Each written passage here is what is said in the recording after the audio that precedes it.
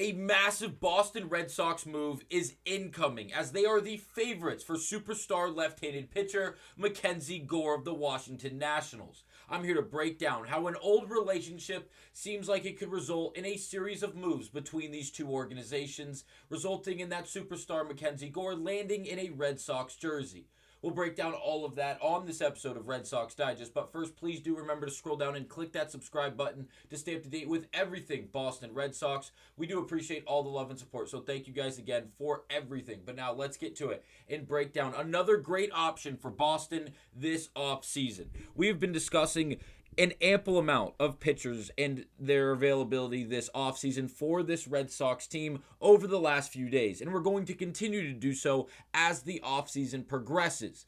But the big names we are getting out of the way now because they're the biggest names. They have the biggest opportunity out in front of them, and it seems like they could really push the needle the most out of all the names available this offseason. Now, some are going to happen in free agency in the form of just signings, but the others, the bigger names, are going to happen via trade. We talked about Schoolboy, we talked about Hunter Green, and now we are talking about another left-handed pitcher, in this case, a younger version, in McKenzie Gore of the Washington Nationals, who has been streaky to say the least. In the early parts of this last regular season, he was dominant and looked like he could have been in the case and in the running for a Cy Young. Obviously playing for arguably one of the worst teams in all of baseball, regardless of the league.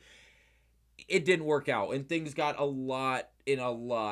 just unsteady and just didn't seem like things were working out in Washington for McKenzie Gore. Obviously, Nathaniel Lowe ended up in Boston following his departure of the Washington Nationals. That was more of he was getting waived. He got signed by the Red Sox. It worked out. The Red Sox didn't have to give up anything for Nathaniel Lowe. If they want to go out there and acquire someone like McKenzie Gore, a phenom left-handed pitcher who is still very, very young, they're going to have to make a trade to do so. But here's the thing.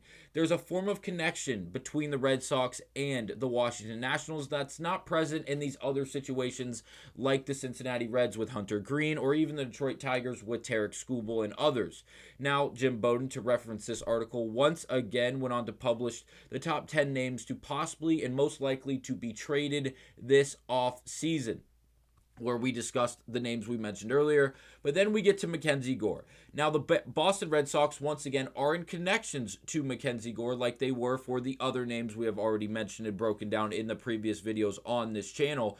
But McKenzie Gore is probably the most interesting, and the reason being is because of Paul Toboni. If you don't know who that is, he was a longtime exec for the Boston Red Sox who now finds himself as the head of baseball operations or the president of baseball operations for the Washington Nationals.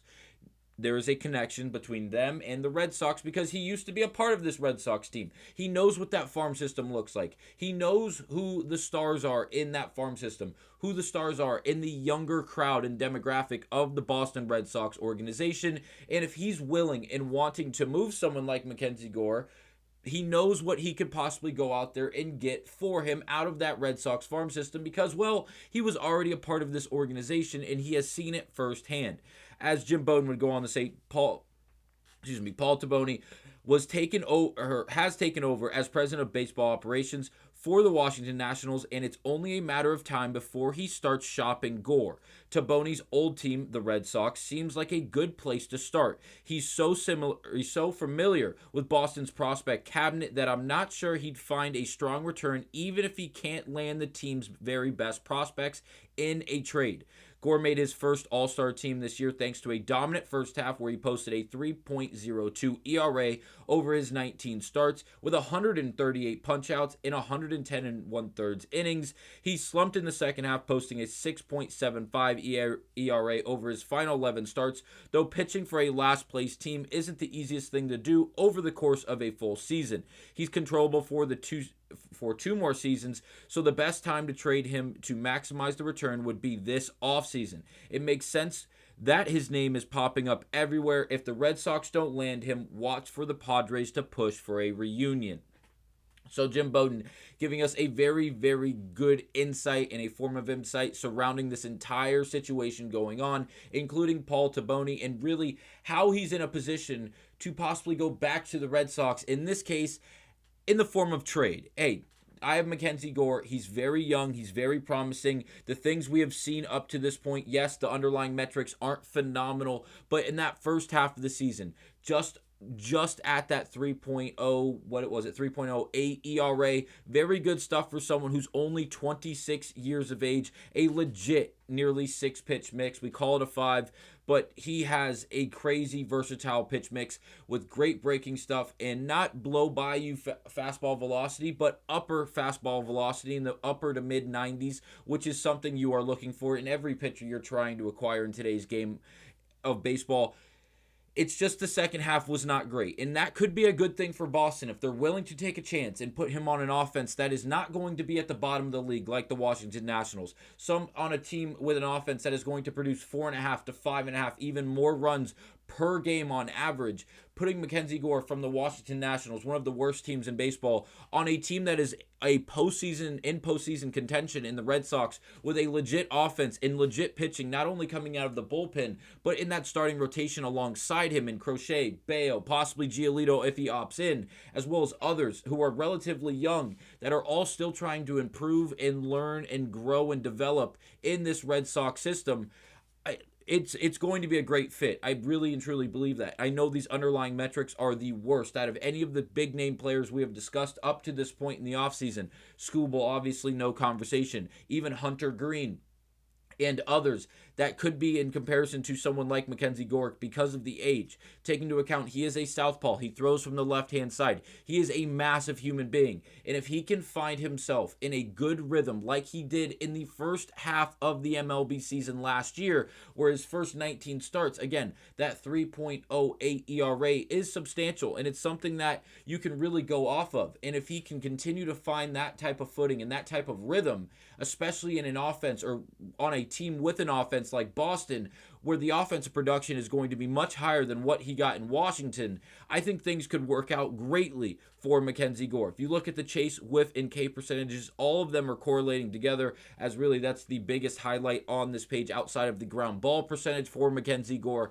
A few things he absolutely has to work on, like the hard hit percentage, the barrel percentage, the base on balls percentage, as well as, the ground ball percentage is not the good thing. That is the extension. Mentioned the size earlier. He's a massive human being, and with that, the extension comes along with it and really unlocks him.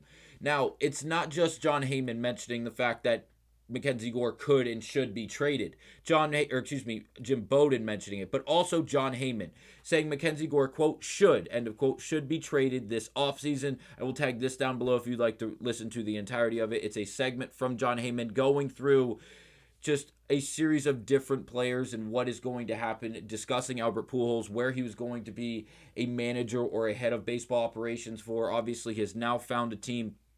But there was a lot of conversations. Was he going to land in Washington? Obviously, that was not the case, as Washington landed with Paul Toboni, someone who was formerly with the Boston Red Sox. And that's where this connection comes from and why we say that the Red Sox are going, if not already, are the favorites to acquire Gore. We know they want to go out there and spend money this offseason to acquire more talent. We know they have an ample amount of young prospects down in the farm system, as well as guys who have just freshly been called up to the big leagues.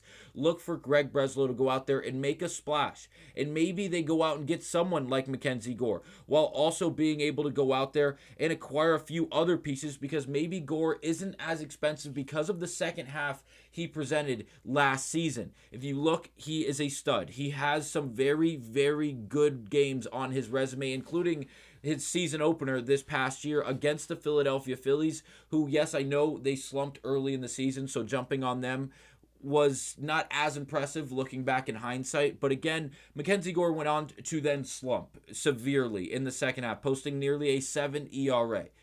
To have him go out there and go 6 innings in the first game of the MLB season, giving up no earned runs and striking out 13, is severely impressive. And it didn't end there. He had multiple 10 strikeout games, including a lot more of 7+ and even 8+ strikeouts.